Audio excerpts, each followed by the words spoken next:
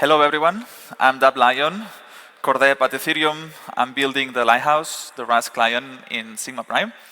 Thank you for coming, even though it's raining and we just had lunch. And yeah, just to make it more fun, I'm a lion today with a tail. So today I'll be talking about scaling Ethereum, and this really exciting feature that we're bringing very soon that's called PeerDAS. So just to make sure that we are all on the same page, I'll try to bring everyone that are like really experienced with sharding, people that don't understand yet what we're doing. So first, just to define, what is scaling? Scaling means increasing the capacity of the chain to make transactions cheaper. Right now, as you know, Ethereum has very expensive fees, and that restricts the type of activity to this hyper-financialized, just basically trading. If we manage to scale Ethereum to a very high degree, we will allow other types of activity to be possible in the chain. Things that are more social, more like social networks, gaming, etc. So the path that Ethereum is taking, the big roadmap goal, is Dank scaling. I love the name, it's such a meme, but we just run through it and justify why we're doing this. So if you have been following Ethereum, there has been a big shift in the roadmap in the last 2-3 years that's called the rollup-centric roadmap. So we have figured out that rollups are the way to scale Ethereum. We would offload computation to an L2 and then let L1 just scale data with sharding. So let's justify a bit why this is the case. Consider Ethereum, Bitcoin, networks that value decentralization, and they achieve that by limiting the total capacity of a node. That allows any participant to run nodes at home with very constrained environments, but that limits the total throughput of the chain to these very constrained nodes. Whoops. Test. I can get a mic otherwise.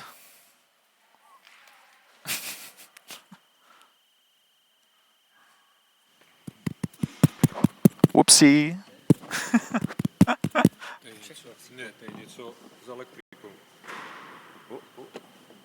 Yeah.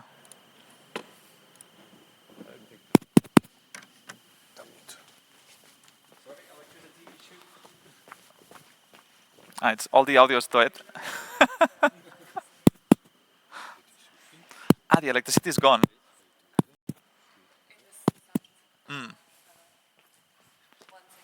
Yeah, sure.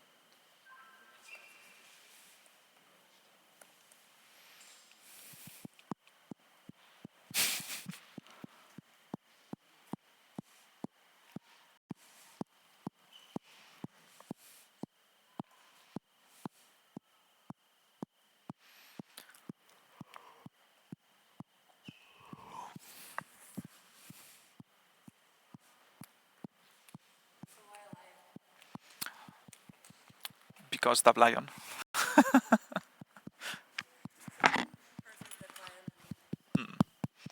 So my zodiac sign is lion. And from there it just grew. I was doing music before. And my artist name was also lion. Yeah. No.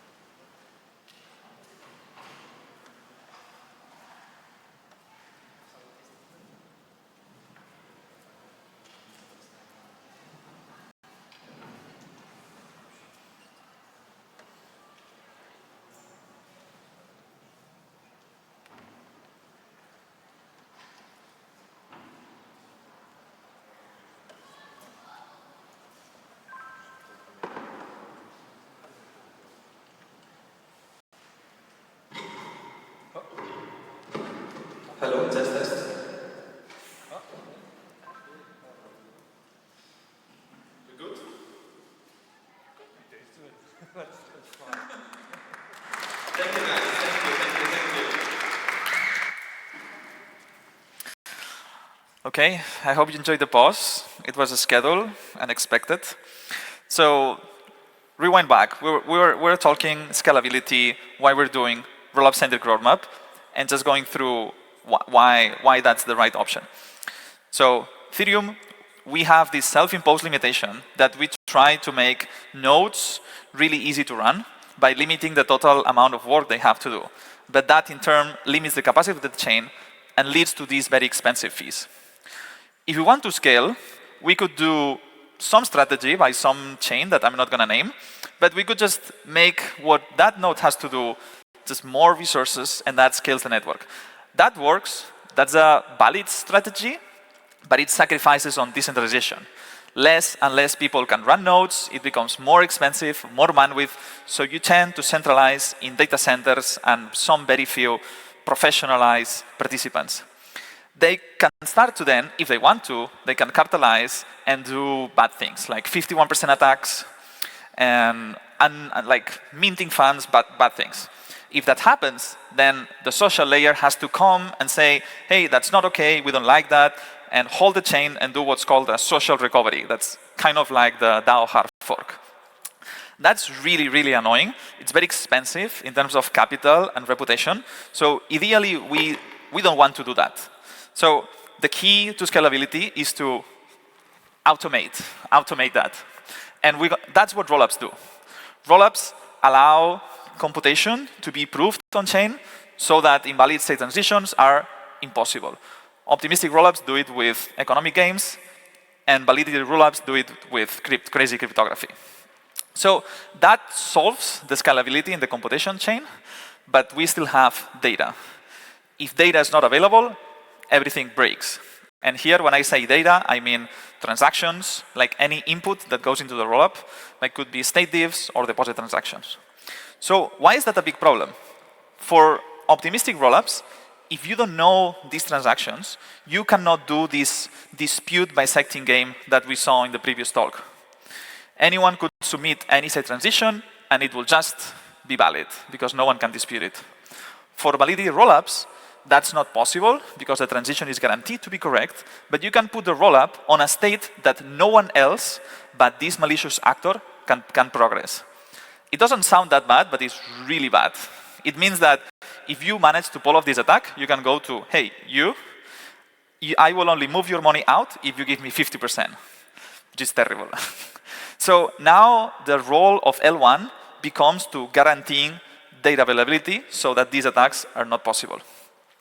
And then you would ask, okay, who has to do these checks? And unfortunately, everyone. That's why this is such a hard problem.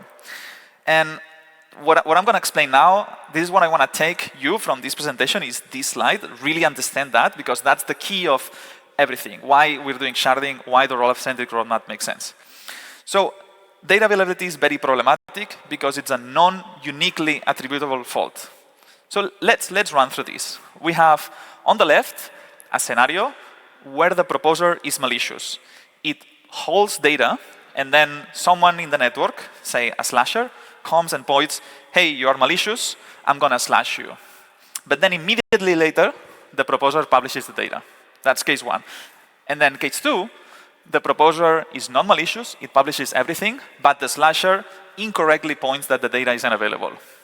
Then you, as an observer, at T3, you have no way to tell these two scenarios apart. So who is at fault? You don't know. And that's why it's called a non-uniquely attributable fault. And you cannot trust anyone else on data availability except for yourself. So that's why everyone has to do these checks.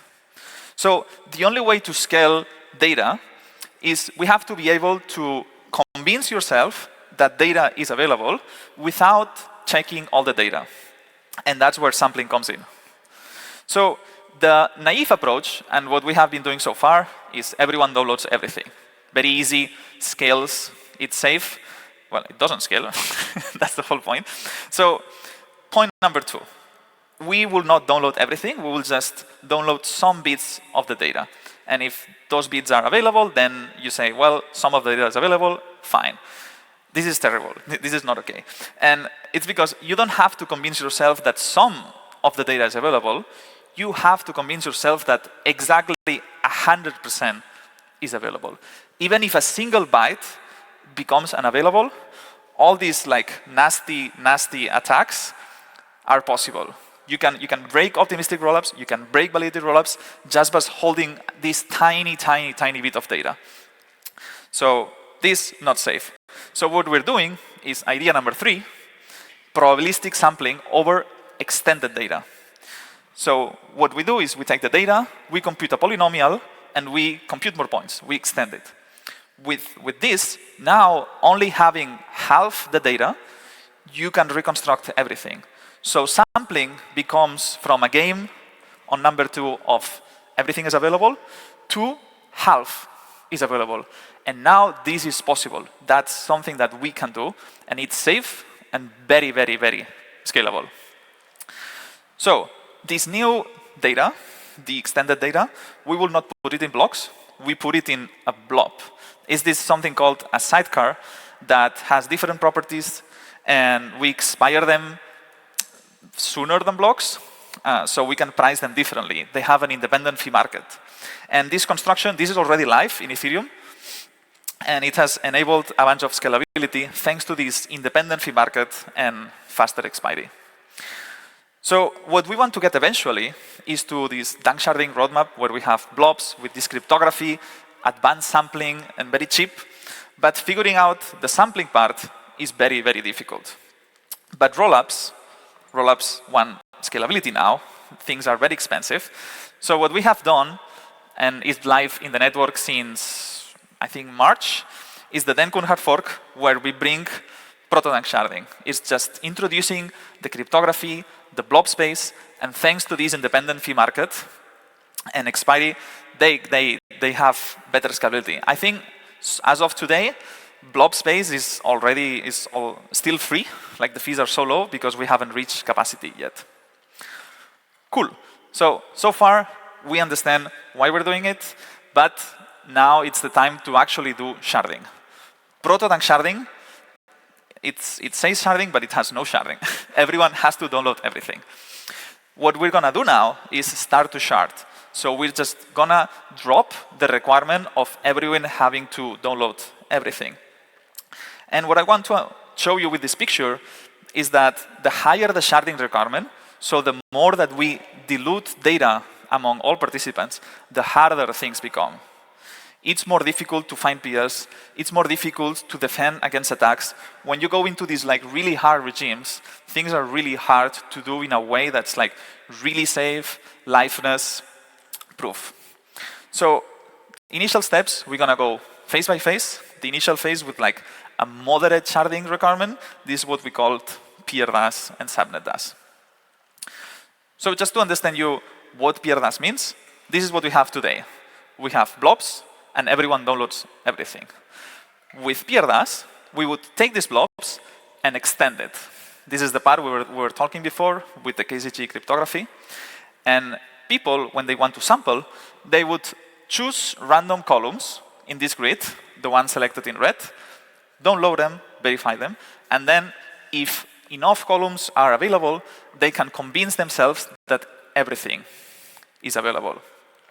Just to give you a taste, when we want to go to these very high sharding regimes, we go into this 2D matrix. It sounds really scary. We're not going to do on the details, but the important point you should do is here, red area, big. Here, red area, small. That's better, because it means that if you want to sample, you only have to download these tiny bits of data, and then you can make the block crazy big without breaking that rule that nodes have a constant load. So to recap, sharding is hard because we have to do a lot of things that are network-based, have failure rates, and we need to do them in a very short period of time. And that's hard.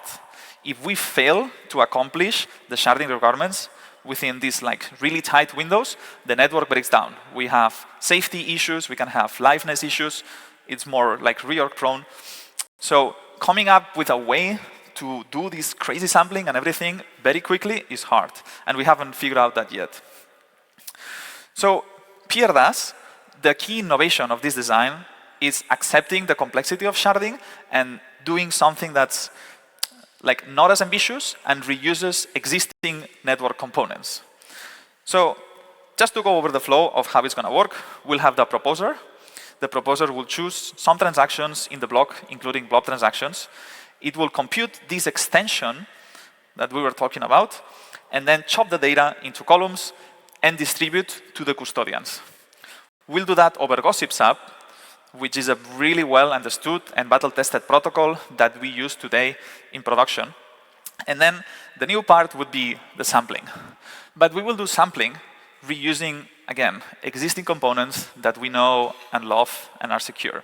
So you would find your custodians with this B5. We will overload the node ID with the initial bytes having some meaning of who has what. And then once you find your custodian, you query the data with the request protocol, which again, really well tested. We understand it. We have been using for a while. So far so good. The issue is that this initial design wanted you to complete proposer distribution to custodians to samples in 4 seconds. That's really, really, really tight. And what's going to happen is that we will have some people sliding outside of this window. And the people that would slide here, they will be probably the solo stakers and those participants that don't have access to a high bandwidth, and they will be penalized for voting the wrong thing. So this is not great, because we would be economically incentivizing people to move to data centers, and that kind of defeats the whole purpose.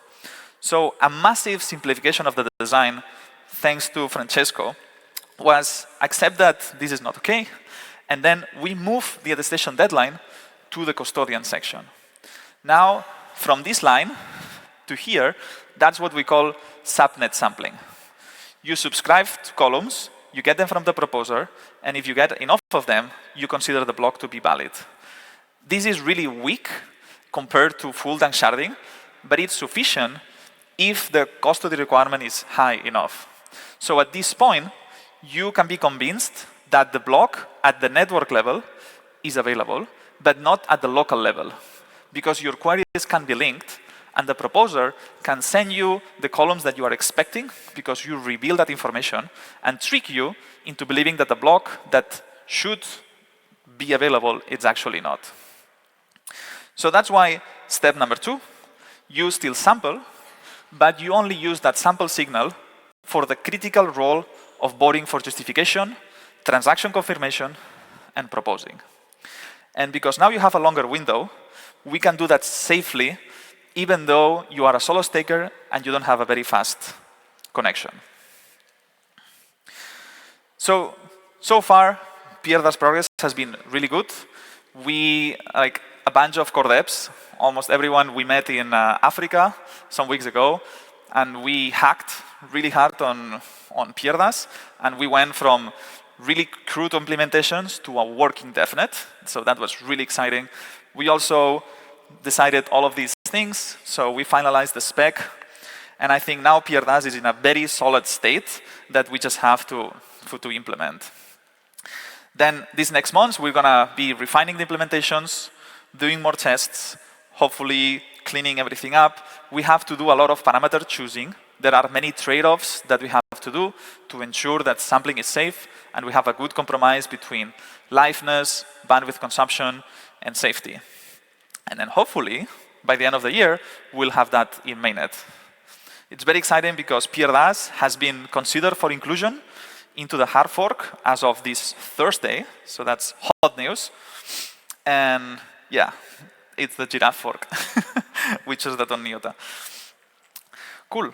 So yeah, I'm really, really bullish on PeerDAS. I think scalability is by far the most impactful thing that we can do in Ethereum today. It's a democratizing force to ensure that all participants, rich and poor, can make use of this chain, that we allow more economic activity. So we should definitely invest as much resources as we have into making that a reality, and we will do that slowly, progressively, but still increasing decentralization step by step. Thank you so much.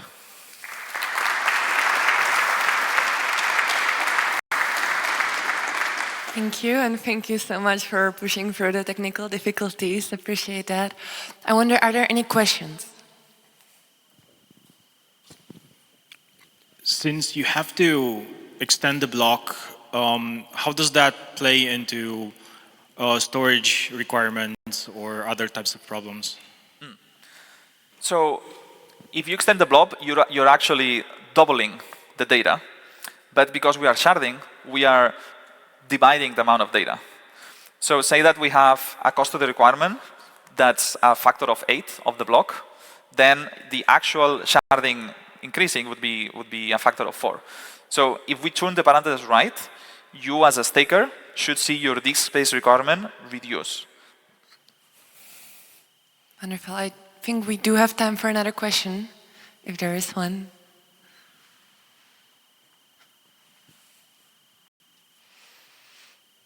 Thank you for the presentation. Does this also introduce new roles in terms of you presented proposer, custodian, and so on? I mean, new roles in terms of new clients? No, this is baked into validator or full node software? Or?